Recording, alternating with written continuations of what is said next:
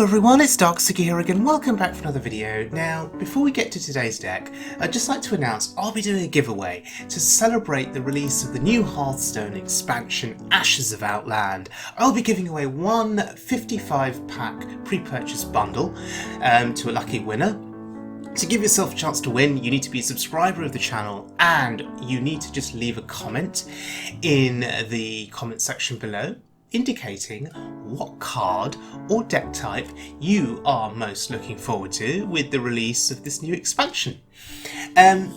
And this giveaway will be lasting for a week, so the winner will be announced on the 29th of March, 9 AM UK time. The full rules and guidance regarding this giveaway can be found in the video description below. If you are the chosen winner, you will need to give me your Battle.net ID so we can become friends in game, and then after a few days Blizzard will let me gift you this new expansion. Okay, so that's how it's going to work. So today's deck is Corbett's Jade Dragon Druid, but version 2, ladies and gentlemen. I've made some changes based on feedback that was given to me in my previous video where I played this deck. So what did I change? I took out the Dragonmaw Scorchers and I put in one copy of Loatheb and one copy of Jade Behemoth.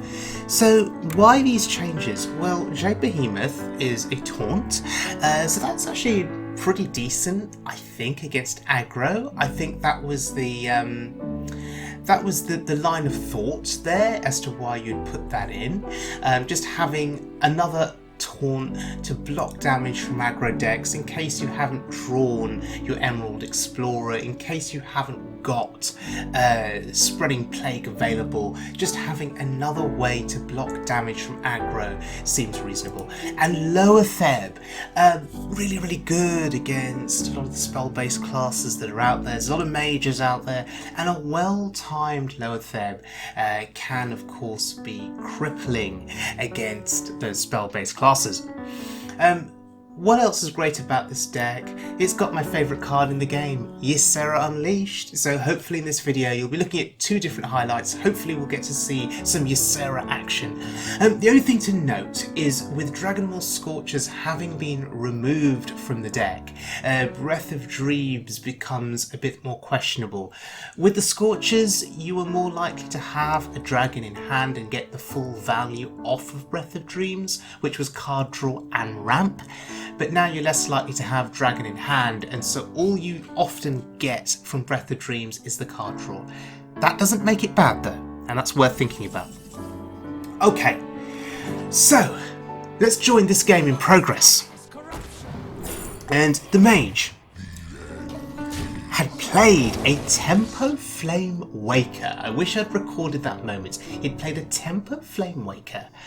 My response was to play Loatheb, and that to me is a perfect example of how to utilise Loatheb, because he couldn't play any spells, so all he could do was play the Questing Explorer. And now that Flame Waker was absolutely wasted.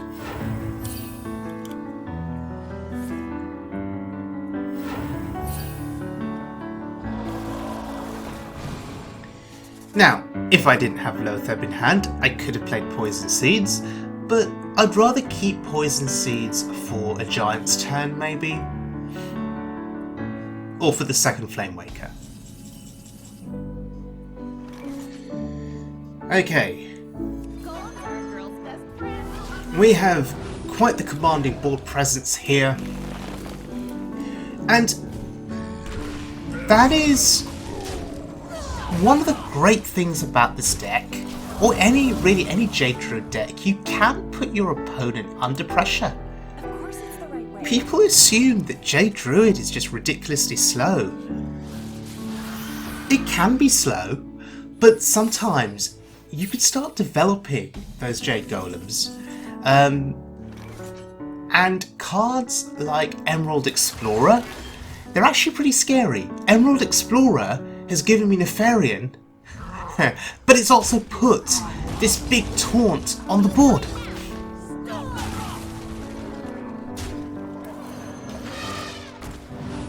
And again, we keep the pressure up. Oh, okay, now there's less pressure. Instead of a 3/6 elephant. Is it an elephant? Is that what's on the artwork for Jade Behemoth? Instead of a 3/6 taunt, we have a sheep. And that's a little bit less pressure, but still. Oh, Firelad's Portal. Okay. I have junk. Okay, so we lose some of our board presence there.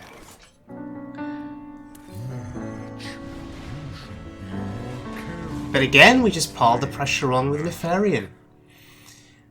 Maybe not the spells I was looking for. And should I have traded there, or should I just have pushed 5 to the face from higher? I don't know. The one thing that worries me a little bit here is my lack of armour at this point in the game. We're heading into my turn 10, and we have not found Ferocious Howls, we have not found Branching Paths. And against a Quest Mage, that is what keeps me alive. My win rate against Quest Mage with Jade Druid is very positive. Because of the armor gain. Because of the ridiculous armor gain. And he's completed the quest, and therefore it was worthy of an emote. And there is a Nefarian on the board that is the equivalent of a giant that can do 8 damage. Of course, he has a way to stop it.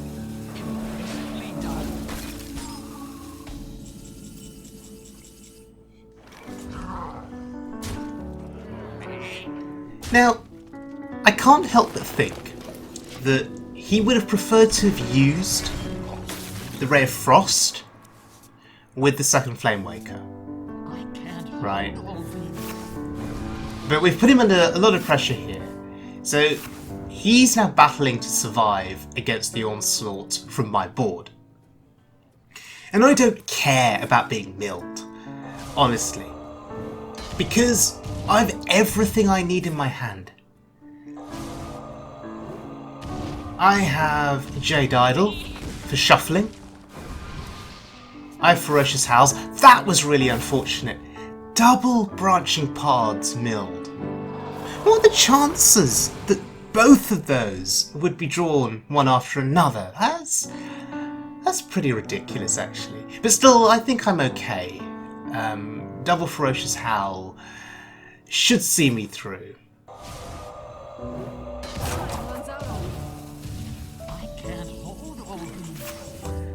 Okay, so we mill the poison seeds. We have one in our hand.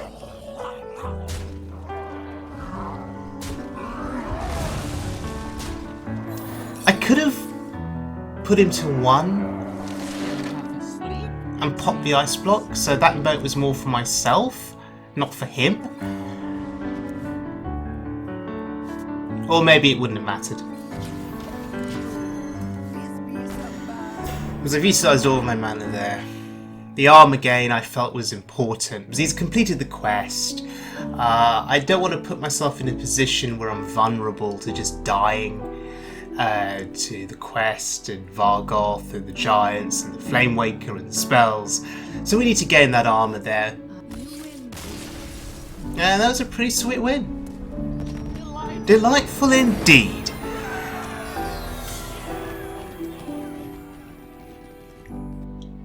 Okay, this next game is against a priest that was taking his sweet time on turn 1. What is a loon's will? What is a loon's will on turn 1? And so I'm just going to emote him here because, come on, honestly. Northshire Cleric, you had to take that much time. You had to rope to decide whether to play the Cleric. Unbelievable. Anyway, Breath of Dreams there, without the value of the ramp. But now we do get the ramp and the card draw.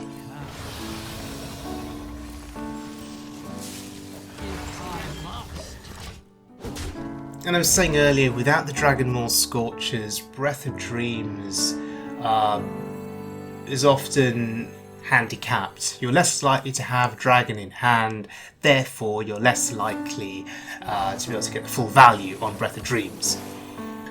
But even if it's just drawn you a card, I still think it's fine. Even if you don't get the ramp, I still think it's okay. Loatheb there,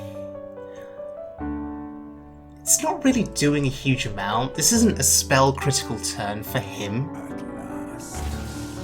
Because he can develop minions, I guess, at this early point of the game. We're not blocking a Psychic Scream or a Mass Hysteria. We're playing Loatheb as a 5/5 body, mainly to kill the Cleric.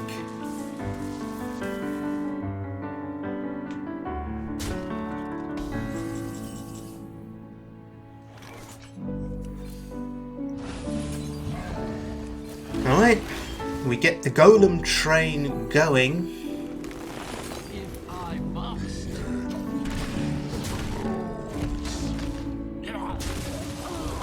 Decide to preserve the health on the Loatheb and take a bit more damage to our face. I'm sure that's fine. We've managed to ramp up a little bit. There he is. The unnerved Raza. The circle of life is over.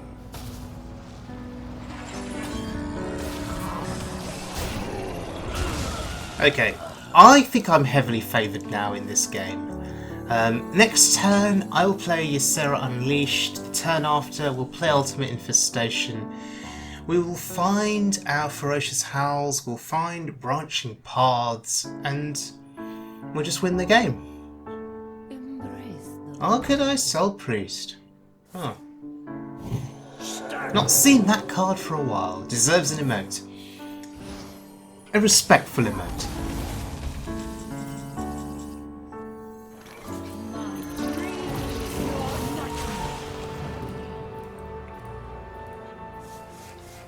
My dream is your nightmare. My favourite card in the game, Ysera Unleashed. Hopefully we'll now put him under a fair bit of pressure because next turn it will be Ultimate Infestation and we want to get those dragons onto the board.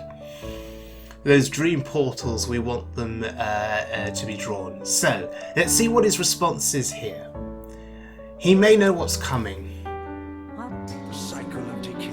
He sees that my hand is only filled with 5 cards, so in his mind he's probably thinking, yeah, Ultimate Infestation's going to be on the way shortly. How do you prepare for that? With 7 mana, what can you put on the board that is going to mitigate some of the damage that I'm going to be able to start doing on these next few turns once those dragons start putting themselves down onto the board? What can he do in response? Priest of the Feast. Blessed be this funnel cake isn't really the answer that you want.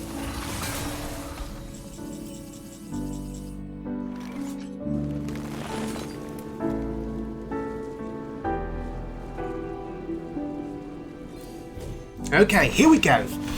So, give me those dream portals. And what do we get? Ha! We get a 12/12. Wow, we get another 4/12 Ysera Unleashed. 5/4, sure. 3/2. Okay. You'll notice that the chain of dragons there just gets progressively worse. 12/12, 4/12. 5/4, 3/2, yeah, it just gets progressively worse. But I can live with that. We have a 12/12 on the board. That's huge. So, if he's got Psychic Scream, maybe now's a good time to play it.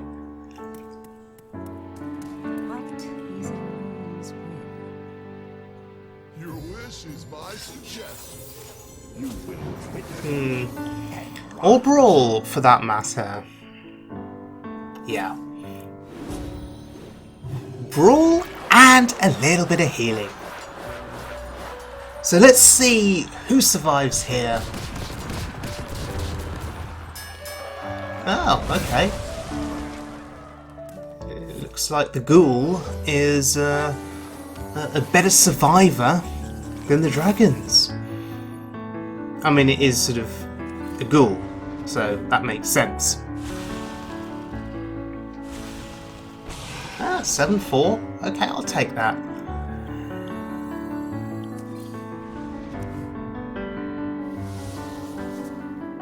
And I think this is where we just run away with the game.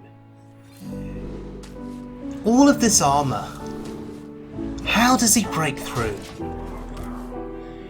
He will play Shadowy for Anduin soon. And then he'll start pinging my face for 0. But this armour, unless he plays that card that could destroy armour.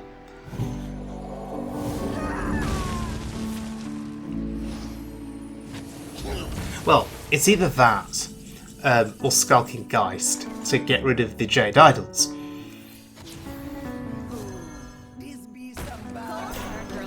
I mean, he's arena deck after all, so there is a flexibility to tech cards in. But even with Skulking Geist, I still think I could win this game because of the ridiculous armor count. And because of the Dream Portals. And because of the fact that we have Emerald Explorer in this deck that can discover me a strong dragon. Getting Ysera Unleashed from Emerald Explorer is pretty nuts. That's happened a few times for me, I think.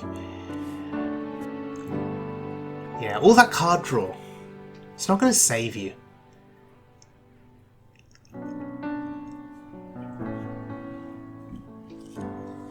So he's used Ikazaku's potion there just to buy a bit of respite.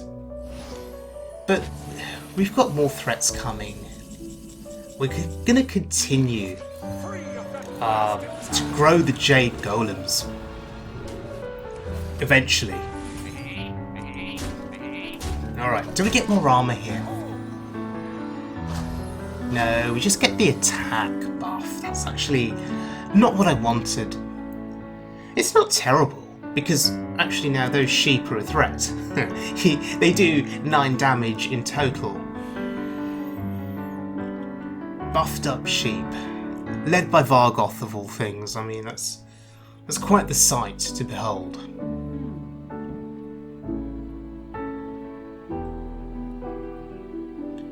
But anyway, 63 armor. How do you break through that with Anduin? And every turn now, I'm just gonna armor up. I'm gonna press the button. Almost as good as Tank Up. Almost as good as Tank Up. But with the added flexibility, of course, of being able to attack. Which, in my opinion, makes this one of the best hero powers in the game. And I'm surprised that he hasn't conceded.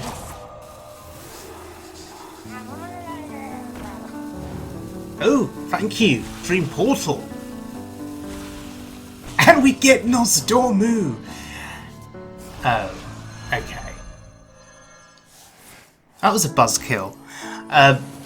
It just would have been entertaining to see him try to deal with Nosdormu with shortened turns. 1/4 dragon. Very underwhelming. Sheep, sure.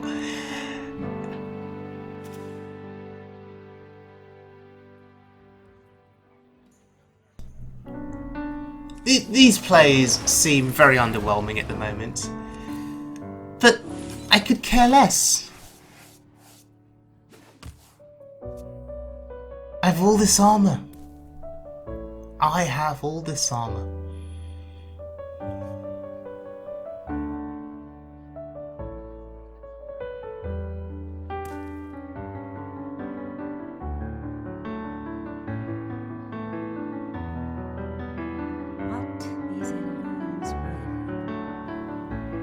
What is Elun's will? Elun's will surely at this point is to concede. The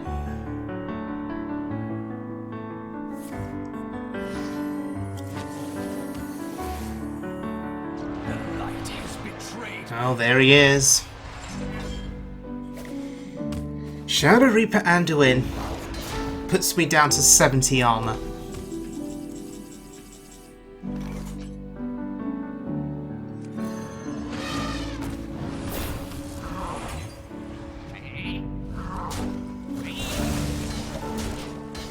So we're back to 73.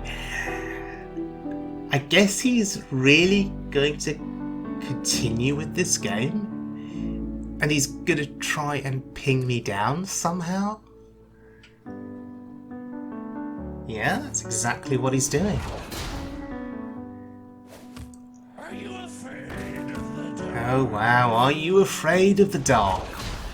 Now this is fascinating. Because if he carries on like this, surely he's gonna kill himself before he kills me. Maybe I should just pass the next turn and allow him to continue playing his hero power? Does he just kill himself? He would die first, right? Now, if he had Rena Jackson, maybe that would change something.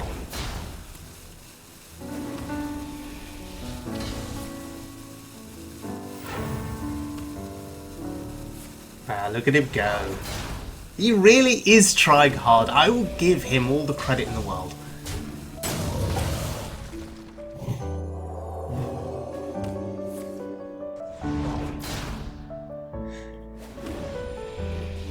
So we've practically depleted him of resources. The Spawn of Shadows has done a lot of work. And we're at 25 armor. Still.